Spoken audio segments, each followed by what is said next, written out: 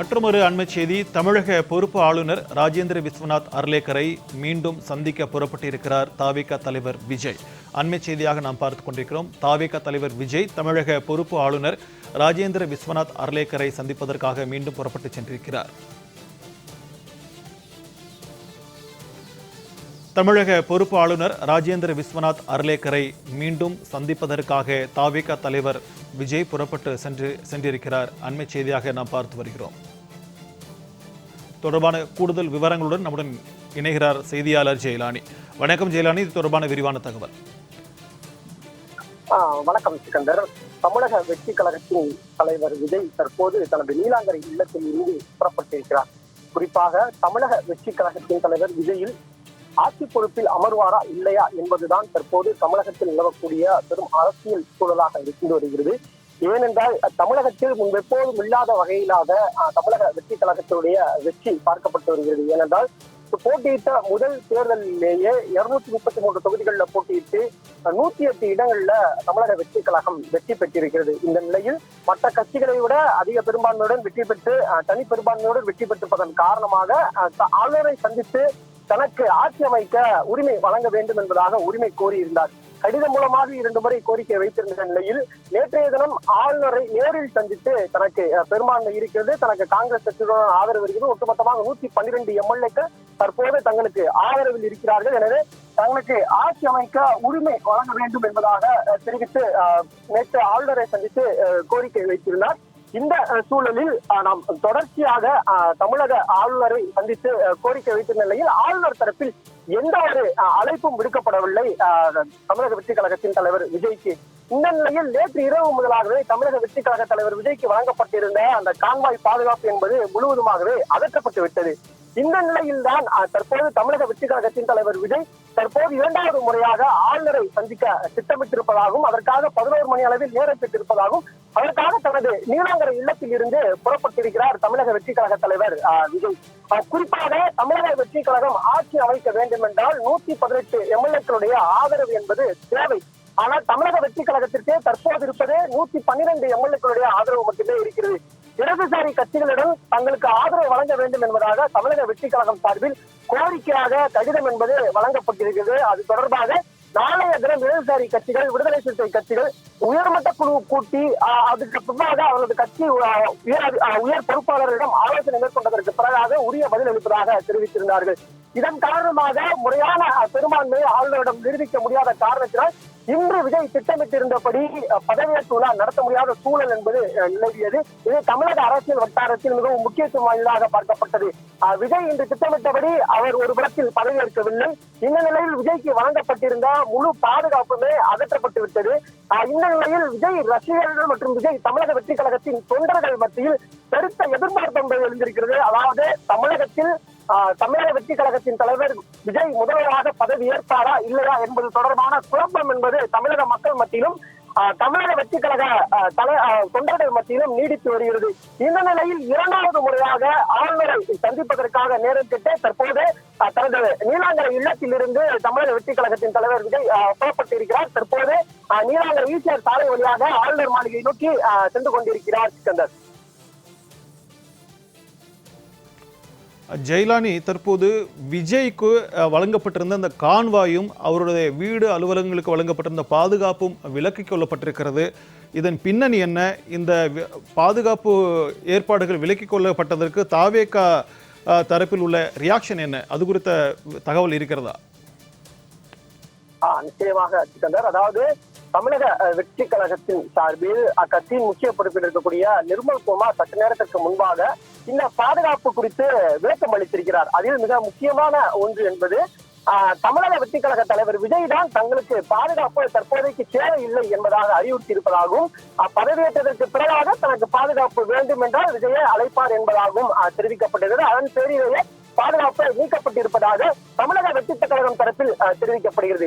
மற்றொரு புறத்தில் வைக்கக்கூடிய கூற்று என்பது தமிழக வெற்றி கழக தலைவர் இன்னும் பெரும்பான்மையை நிரூபிக்கவில்லை. ஆளுநரிடம் அவர் ஆட்சி அமைக்க உரிமை கோரியிருந்தாலும் ஆளுநர் தரப்பில் ஆட்சி அமைப்பதற்காக அழைப்பு என்பதும் கொடுக்கப்படவில்லை. ஆளுநர் தரப்பில் எங்களுக்கு உள்ள பெரும்பான்மையான எம்எல்ஏக்கள் யார் யார் என்பது தொடர்பாக முழு விளக்கம் அளிக்க வேண்டும், அதற்கு பிறகாக அழைப்பு விடுக்கப்படும் என்பதால் ஆளுநர் ஆளுநர் தரப்பில் கூறுவதாக தகவல்கள் வெளியாகி இருக்கிறது. இப்படி இருக்கக்கூடிய சூழ்நிலையில் எதிர்கட்சிகள் தரப்பில் இன்னும் முதலமைச்சராக பதவியேற்பதற்கு முன்பாக அவருக்கு எப்படி கான்வாய் பாதுகாப்பு உள்ளிட்ட அரசு சலுகைகள் எப்படி வழங்கப்படுகிறது என்பது தொடர்பாக தொடர்ச்சியாக கேள்விகள் சமூக வலைதளங்கள் வாயிலாக எழுப்பப்பட்ட நிலையில் அந்த குழப்பத்திற்கு பிறகாகவே தற்போது தமிழக காவல்துறையினர் தரப்பிலும் அவர்களுக்கு வழங்கப்பட்டிருந்த அந்த பாதுகாப்பு விளக்கப்பட்டிருப்பதாக மற்றொரு புறத்தில் ஒரு கூற்று என்பது வைக்கப்பட்டு வருகிறது. இது தமிழக அரசியலில் மிகவும் உற்றுநோக்கி பார்க்கப்பட வேண்டிய ஒரு நிகழ்வாக பார்க்கப்படுகிறது. ஏனென்றால் தமிழக அரசியல் வரலாற்றிலேயே இது போன்ற நிகழ்வு என்பது ஏற்பட்டதில்லை. இதற்கு முன்பாக 2006ஆம் ஆண்டு திமுக சட்டமன்ற தேர்தலில் வெற்றி பெற்றிருந்தாலும் கூட மைனாரிட்டி அரசாகவே இருந்தது. குறிப்பாக 96 சட்டமன்ற உறுப்பினர்களை மட்டுமே வெற்றி பெற்றிருந்தார்கள். ஆனால் காங்கிரஸ், பாட்டாளி மக்கள் கட்சி உள்ளிட்ட கூட்டணி கட்சிகளுடைய வெளியிலிருந்து கொடுத்த அந்த ஆதரவின் காரணமாக 5 ஆண்டுகள் அவர்களது ஆட்சி என்பது நடைபெற்றது. ஆனாலும் மைனாரிட்டி அரசாகவே அந்த அரசு என்பது பார்க்கப்பட்டு வந்தது. இதே நிலைதான் தற்போது தமிழக வெற்றி கழகத்துடைய தலைவருக்கும் திட்டத்திட்ட அதே நிலையை நீடித்து வருகிறது. ஆனால் அதற்கு மாறாக தமிழக வெற்றி கழக தலைவர் தமிழக வெற்றி கழகத்தின் ஒரு கொள்கை என்பதை வைத்திருக்கிறார். அந்த கொள்கை என்னவென்றால் ஆட்சியிலும் பங்கு, அதிகாரத்திலும் பங்கு என்பதாக ஏற்கனவே கட்சி ஆரம்பித்த முதல் மேடையிலேயே தமிழக வெற்றி கழக தலைவர் விஜய் அவர்கள் அறிவுறுத்தி இருந்தார்கள். அந்த நிலையிலும் அவருடன் தேர்தலுக்கு முன்பாக எந்த ஒரு அரசியல் கட்சியினருமே அவருக்கு ஆதரவு என்பது கொடுக்கவில்லை, கூட்டணியில் இணையவில்லை. ஆனால் தேர்தலுக்கு பின்பாக ஏகோபித்த மக்கள் ஆதரவால் 108 சட்டமன்ற உறுப்பினர்களை விஜய் கைப்பற்றி இருக்கிறார்கள். பெரும்பான்மை இல்லாவிட்டாலும் கூட தமிழகத்தில் போட்டியிட்ட மற்ற கட்சிகளை விட அதீதமான சட்டமன்ற உறுப்பினர்களை பெற்றிருக்கிறார். எனவே அதிக சட்டமன்ற உறுப்பினர்களை வைத்திருப்பதன் காரணமாக அவருக்கே முதலாவதாக ஆட்சி அமைப்பதற்கான உரிமை கோருவதற்கான முதல் வாய்ப்பு இருக்கிறது. அந்த அடிப்படையிலேயே ஆட்சி அமைக்க தனக்கு உரிமை வேண்டும் என்பதாக கேட்டிருக்கிறார். ஆனால் தமிழக அரசியலை பொறுத்தவரை இதற்கு முன்பாக எப்படி நடக்கும் என்றால் அதிக பெரும்பான்மை, அதாவது தேர்தல் நடந்து முடிக்கப்படும், அதில் யார் அதிக பெரும்பான்மை இருக்கிறார்களோ அந்த கட்சி சார்பில் ஆளுநருக்கு தனக்கு பெரும்பான்மை இருக்கிறது, ஆட்சி அமைக்க உரிமை வழங்க வேண்டும் என்பதாக கோரிக்கையாக கடிதம் வழங்குவார்கள், டைரியில் சென்று கடிதம் வழங்குவார்கள். அதனை பார்த்ததற்கு பிறகாக ஆளுநர் அவர்களுக்கு ஆட்சி அமைப்பதற்காக அழைப்பு விடுவார். அழைப்பு விடுத்ததற்கு பிறகாக பதவி பிரமாணம் ஏற்றதற்கு பிறகாக சட்டமன்றத்தில் அவர்களுக்கு எத்தனை சட்டமன்ற உறுப்பினர்கள் இருக்கிறார்கள் என்பது தொடர்பாக அந்த நிரூபித்து காட்டுவார்கள். குறைந்தபட்சம் 118 சட்டமன்ற உறுப்பினர்களுக்கு மேலாக இருக்க வேண்டும் என்பது தற்போது தமிழ்நாட்டில் இருக்கக்கூடிய நிலை. இப்படியான சூழ்நிலையில் தற்போது தமிழக அரசியல் வரலாற்றில் முன்பெப்போதும் இல்லாத வகையிலாக தமிழக வெற்றி கழக தலைவர் விஜய்க்கு எந்த 118 எம்எல்ஏக்கள் ஆதரவு கொடுக்கிறார்கள் என்பது தொடர்பாக முழுவதுமான விளக்கம் அளித்தால் மட்டுமே ஆட்சி அமைப்பதற்கான அழைப்பு அதல் என்பது வழங்கப்படும் என்பதாக ஆளுநர் மாளிகை தரப்பில் தெரிவிக்கப்பட்டிருப்பதாகவும் தெரிவிக்கிறது. இந்த நிலையில் தான் தற்போது 2வது முறையாக ஆளுநரை சந்திப்பதற்காக தமிழக வெற்றி கழக தலைவர் விஜய் சென்று கொண்டிருக்கிறார். ஒருவேளை தற்போது ஆளுநரை சந்தித்து உச்சநீதிமன்ற தீர்ப்புகளை வழிகாட்டுவார்களா என்பதாக எதிர்பார்க்கப்படுகிறது. அது மட்டுமல்லாமல் தொடர்ச்சியாக ஆளுநர் தங்களை அழைக்க வேண்டும், அழைப்பதற்கு பிறகாக நீங்கள் குறிப்பிட்ட கால அவகாசம் எங்களுக்கு வழங்கினீர்கள் என்றால் அதற்குள்ளாக எங்களது பெரும்பான்மையை நாங்கள் நிரூபித்து காட்டுவோம் என்பதாகவும் தமிழக வெற்றி கழகத்தின் சார்பில் கோரிக்கை வைக்க இருப்பதாகவும் கூறப்படுகிறது. இதுதான் முதற்கட்ட தகவலாக இருக்கிறது. ஏனென்றால் இதற்கு முந்தைய காலகட்டங்களில் ஆளுநர் பெரும்பான்மையை நிரூபிப்பதற்காக குறிப்பிட்ட கால அவகாசம் தரலாம், அது ஆளுநருடைய அதிகாரத்திற்கு உட்பட்டது. குறிப்பாக இதற்கு முந்தைய காலகட்டங்களில் அதிகபட்சமாக 14 நாட்கள் வரையிலும் தரலாம், குறைந்தபட்சமாக 1-2 நாட்களுக்குள் நீங்கள் உங்களுடைய பெரும்பான்மை நிரூபிக்கலாம் என்பதாக கூற முடியும். இப்படியாக ஆளுநருக்கு பல அதிகாரங்கள் இருக்கிறது. அந்த அதிகாரங்களின் அடிப்படையிலேயே அவருக்கான அந்த கடிதங்கள் மூலமாகவும் அந்த ஆட்சி பொறுப்பை யார் அமைக்கப் போகிறார்களோ அவர்களுக்கான அந்த விளக்கம் என்பதும் பெரும்பான்மை இருந்தால் ஆட்சி அமைப்பதற்கான அழைப்பையும் அவர்கள் கொடுப்பார்கள். இப்படியான சூழ்நிலையில் இவருக்கு பெரும்பான்மை நிரூபிக்கப்படாத காரணத்தினாலும் தொடர்ச்சியாக தமிழக வெற்றி கழக தலைவருக்கு எதிராக வெற்றி பெற்றிருக்கக்கூடிய 2 கட்சிகள் ஒன்று சேர்ந்தால் இவர்களை விட அதிக சட்டமன்ற உறுப்பினர்கள் வருவார்கள் என்ற ஒரு கூற்று இருப்பதன் காரணமாக அதை மேற்கோள் காட்டி இதுவரையிலும் இவருக்கு அழைப்பு எதுவும் கொடுக்காமல் இருக்கிறார். இந்த நிலையில் தான் 2வது முறையாக ஆளுநரை சந்தித்து தங்கள் தரப்பில் பெரும்பான்மையை நிரூபிப்பதற்கான எந்தெந்த வாய்ப்புகள் இருக்கிறது, எந்தெந்த மாதிரியான சாத்தியக்கூறுகள் இருக்கிறது என்பதை எல்லாம் சுட்டிக்காட்டி நீதிமன்ற உத்தரவுகளை எல்லாம் சுட்டிக்காட்டி கடிதங்களாக கொடுத்து 2வது முறையாக தனக்கு ஆட்சியை அமைக்க அழைப்பு கொடுக்க வேண்டும் என்பதாக கோரிக்கை எடுக்க இருப்பதாக தகவல்கள் என்பது வெளியாகி இருக்கிறது. சிக்கந்தர்,